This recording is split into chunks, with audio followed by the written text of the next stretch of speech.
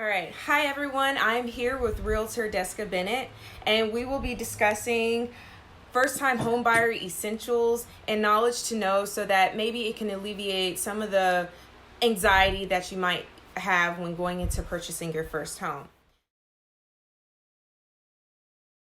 First question: how do we pick a realtor? Okay, so you definitely want to look for a real estate agent that's compatible with your personality. Someone that, if you are very analytical, if you are very by the books, you like details, you want to find somebody that can cater to that. Um, we like to work with people that we like. Essentially, that's really the beginning and the end of it. So you want to find somebody that caters to your needs and also is going to do the best job for you and get you what you need. It's going to negotiate on your behalf and make sure that you come out of the transaction in as good a place as possible. Okay. What are common worries you hear from first time homebuyers? Well, the number one thing that first time homebuyers want to know is what can I afford? That is going to be your first trip to a lender. Hopefully your realtor, if you haven't found a lender already, has a network of lenders that can supply you with the information so that you can pick a program that is right for you.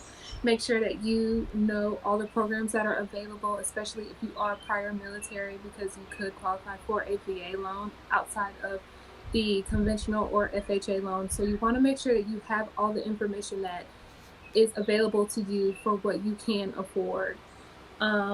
Second question is, when can we start looking? And the answer to that question is once you have a pre approval or a pre qualification. So that allows us to go out and start looking for homes that are within your price range so that we're not wasting your time and we're getting you into your dream home and under contract in the smallest amount of time as possible.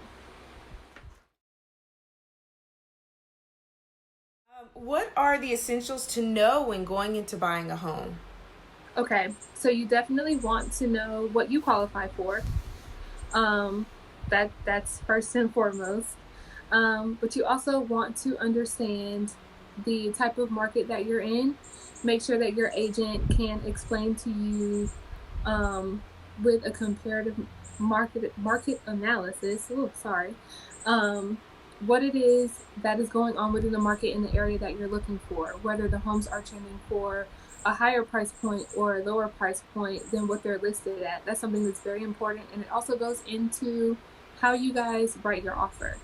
So it's very important to know what's going on within the market, within the area that you're looking, so that you can make a knowledgeable offer when it's time to do so.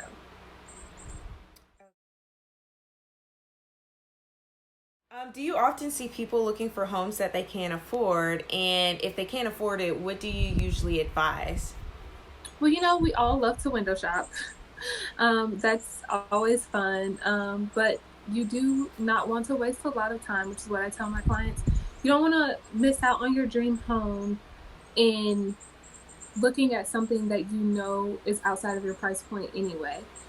If you're in a market that is a seller's market, that means that the homes are selling at a rate where a lot of people are trying to buy.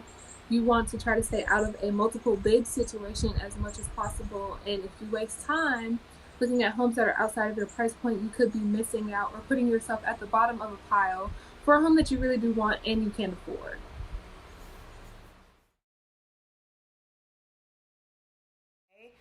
Will you please walk us through the steps of buying a home?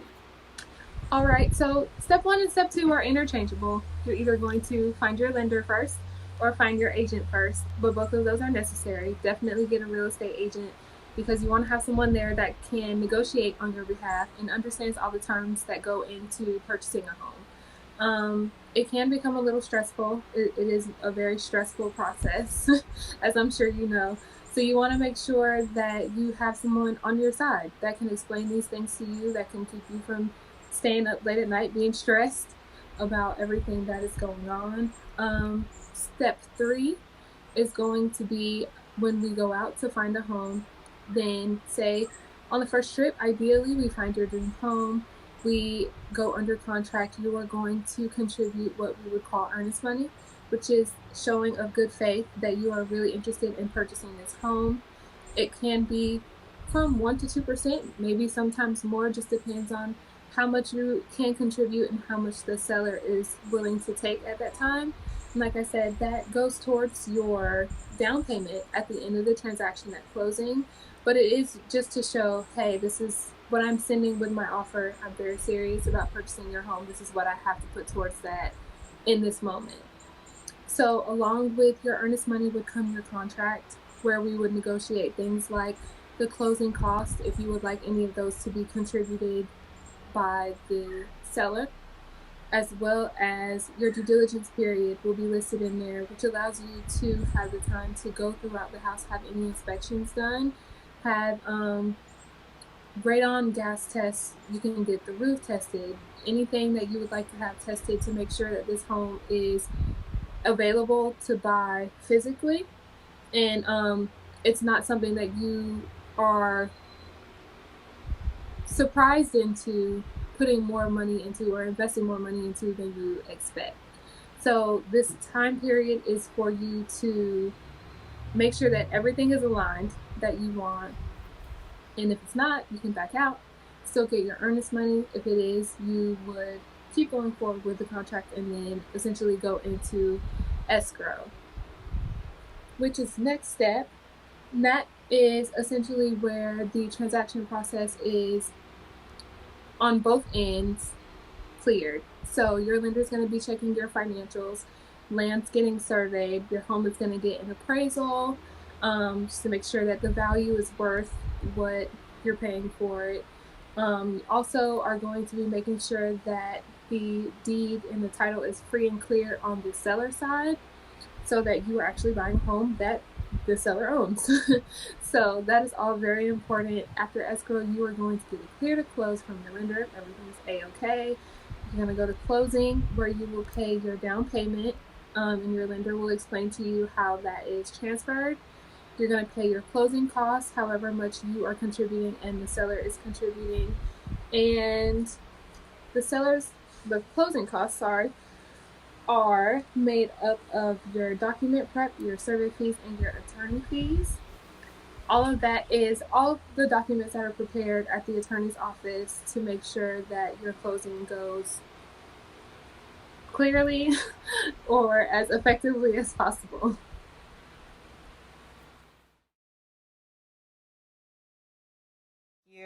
What is the advantage of getting a fixer-upper versus a finished home? I think going into a home and owning a home in general, you just have to understand the investment that goes into it. If you are getting a fixer upper, understand that it takes the money to be able to fix it up, and it can be expensive. You don't want to go into a home where you just buy it because of what it looks like, or we watch HGTV, right? And and we see these homes and we're like, oh, I'll just go buy a $30,000 house and make it $150,000 or $250,000 house, and you get into it and it needs to be completely rewired, or your foundation needs to be completely redone, or it's a wash and you have to completely tear it down, and you have no experience in that. You don't know how to get started. You just have to understand that you have to be knowledgeable of what it is that you're buying. Ready-made homes come with warranties.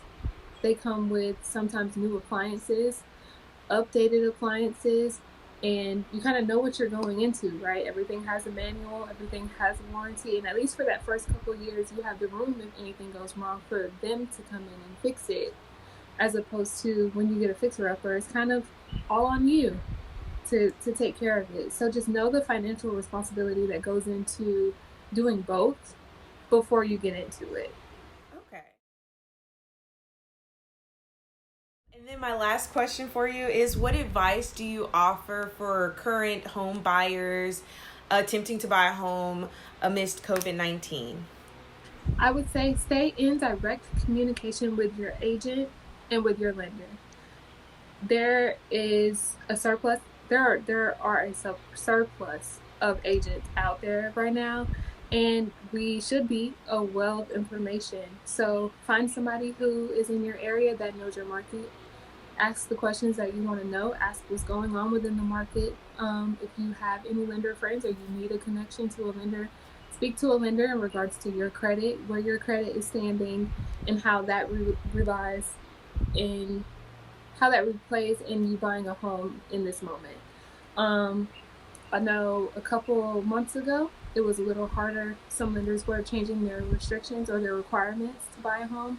Where you could have bought a home with a 580 credit score, you needed a 620 or a 640, and that's a huge jump. That's not something to easily fix, and if it requires you to bring more money down to the table, a lot of people aren't necessarily in a place to do that, especially right now in the middle of the pandemic. So you just want to make sure that if you are in the middle of a transaction, you speak with your lender.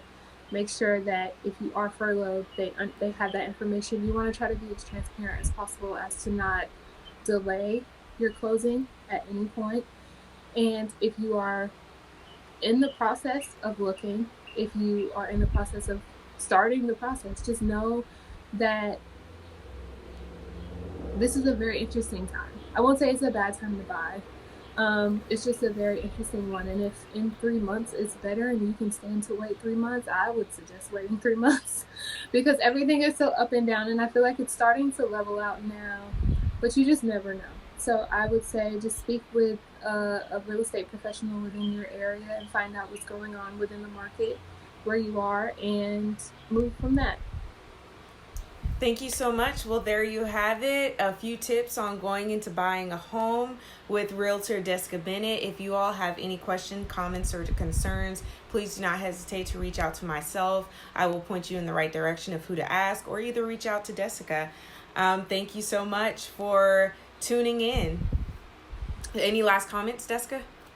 I thank you for having me. Thank you. Thank I you. think it's really cool that you provide this platform because it's very important for us to talk about home ownership within our generation and within our community. It is something that can be very lucrative, and it has been very lucrative for a lot of other people.